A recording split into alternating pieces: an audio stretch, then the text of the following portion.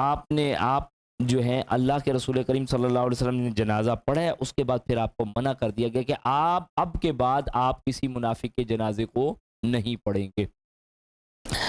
فرح المخلفون بمقعدہم خلاف رسول اللہ وکرہوا ان یجاہدوا باموالہم وانفسہم فی سبیل اللہ۔ پیچھے رہ جانے والے منافق اللہ کے رسول کے ساتھ نہ دینے اور گھر بیٹھے رہنے پر خوش ہیں۔ انہوں نے یہ پسند نہ کیا کہ اپنے اموال اور جانوں سے اللہ کی راہ میں جہاد کرے، اللہ اور اس کے رسول کے ساتھ جہاد نہ کرنا اور پیچھے بیٹھ کر خوش رہنا۔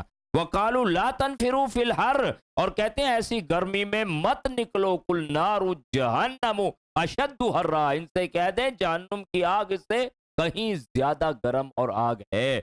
لو کانو یفقہون، کاش یہ لوگ سمجھتے ہوتے اس وقت کیسے منع کرتے تھے، اتنی سخت گرمی ہے، کیا ہو گیا، پاگل ہو گیا، خود بھی بہانہ کر کے آگے اور دوسرے ایمان والوں کو بھی روک رہے ہیں کہ تم مت جانا، بہت گرمی ہے، فصل تیار ہے، اتنا بڑا فاصلہ ہے، پتہ نہیں بچیں گے نہیں بچیں گے۔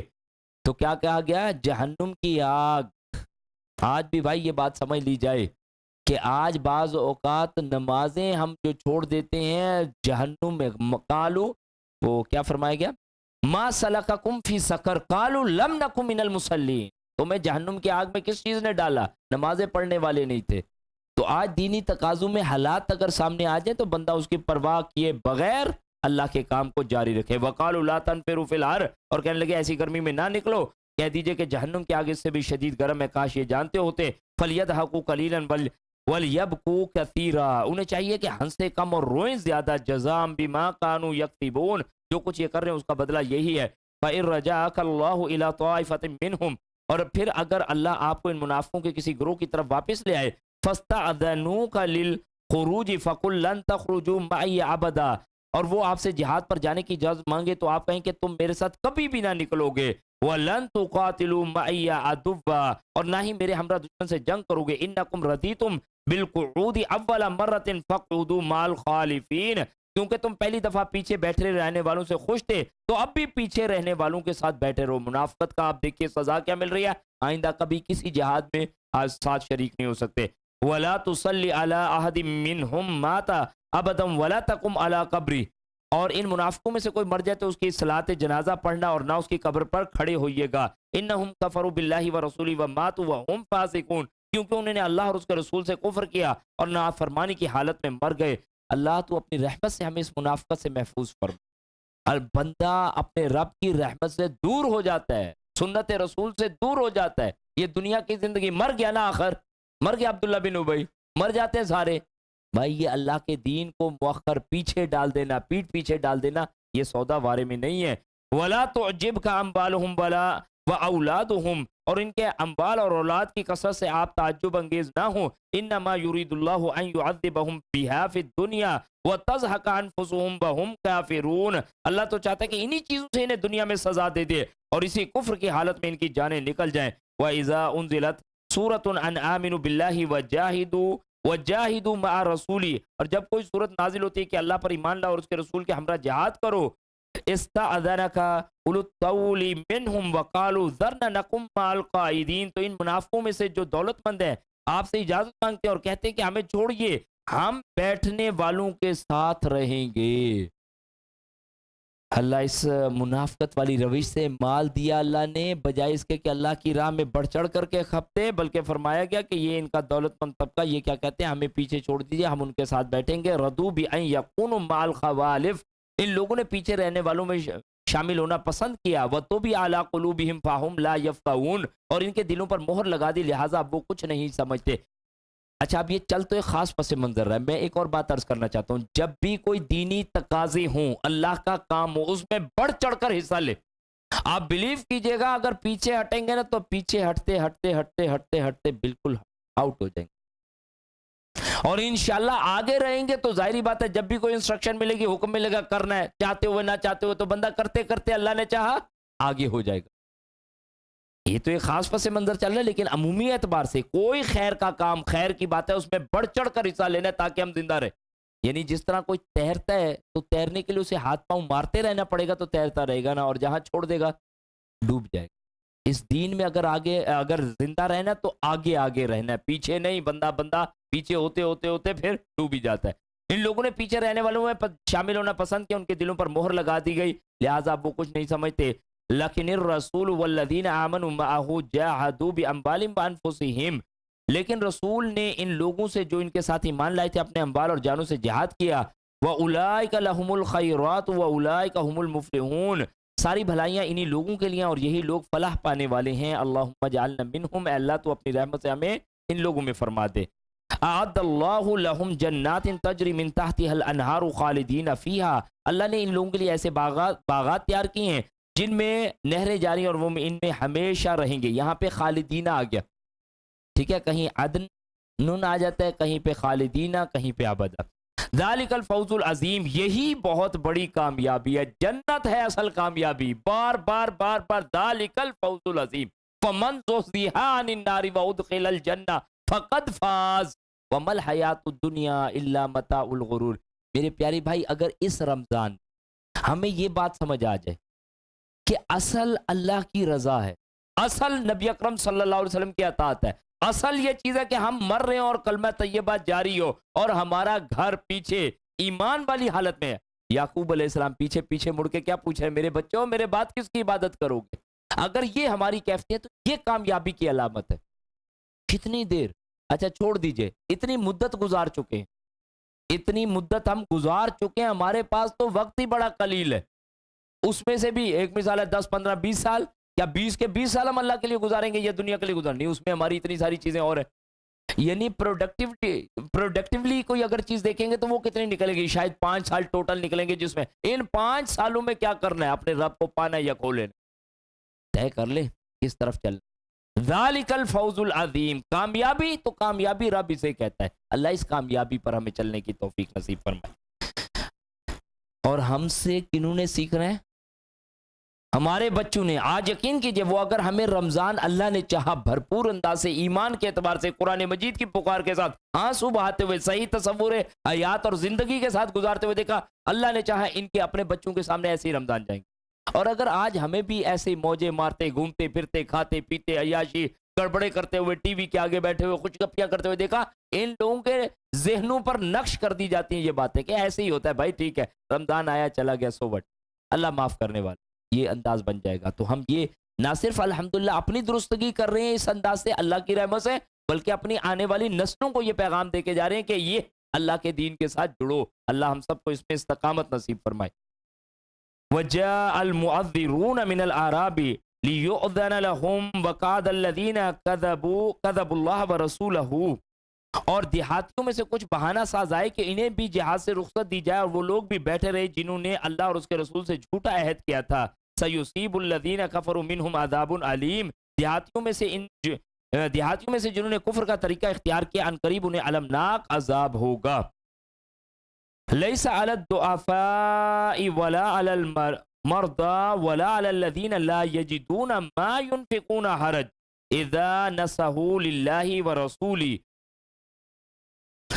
کمزور اور مریضوں اور وہ لوگ جن کے پاس شرکت جہاد کے لیے کچھ خرچ کرنے کے لیے کچھ نہیں، پیچھے رہ جائیں تو کوئی حرج نہیں، جبکہ وہ اللہ اور اس کے رسول کے خیر خواہ ہوں. اذا نصحوا للہ ولرسولہ ما علی المحسنین من سبیل، ایسے محسنوں پر کوئی الزام نہیں. واللہ غفور الرحیم، اور اللہ سبحانہ وتعالیٰ درگزر کرنے والا اور رحم کرنے والا ہے. آپ صلی اللہ علیہ وسلم فرماتے ہیں مدینہ میں کچھ لوگ ایسے ہیں کہ جب تم کوئی سفر کرتے ہو یا وادی عبور کرتے ہو تو وہ تمہارے ساتھ ہوتے ہیں. صحابہ کرام نے کہا پوچھا اللہ کے رسول کریم صلی اللہ علیہ وسلم کیسے؟ جبکہ انہوں نے یہ سفر نہیں کیا، مشکلات نہیں اٹھائی، ہم ہی ہیں. فرمایا گیا حسبہم العذر، انہیں حقیقی عذر نے روکے رکھا، یعنی کہ جائز معاملات شرعی عذر تھا. اب اگر کوئی مشکل ہے پریشانی، ان کا دل تڑپ رہا تھا ہمارے ساتھ اس سفر کو طے کرنے کے لیے، لیکن وہ اپنے اس حقیقی عذر کی وجہ سے نہیں آ سکے، اس لیے وہ تمہارے ساتھ اجر میں شامل ہے. انما الاعمال بالنیات، اعمال کا دار و مدار کس پر ہے؟ نیتوں پر ہے. اب دیکھیں نیت اچھی تھی اور جانا چاہتے تھے، نہیں جا سکے کسی وجہ سے، گھر بیٹھے اجر ہے. اور وہ لوگ جو کہ اگر گئے اور نیت میں کھوٹ تھا، اگر کہیں لیٹس سپوز کرتا ہوں جیسے وہ بعض جگہوں پر آ جاتے کہ منافقین کی کوئی ایک قلیل تعداد بھی کہیں آ جاتی تھی، تو کیا ہوا؟ بہترین کام کرنے کے باوجود بھی وہ کام وہ اجر نہ پا سکے.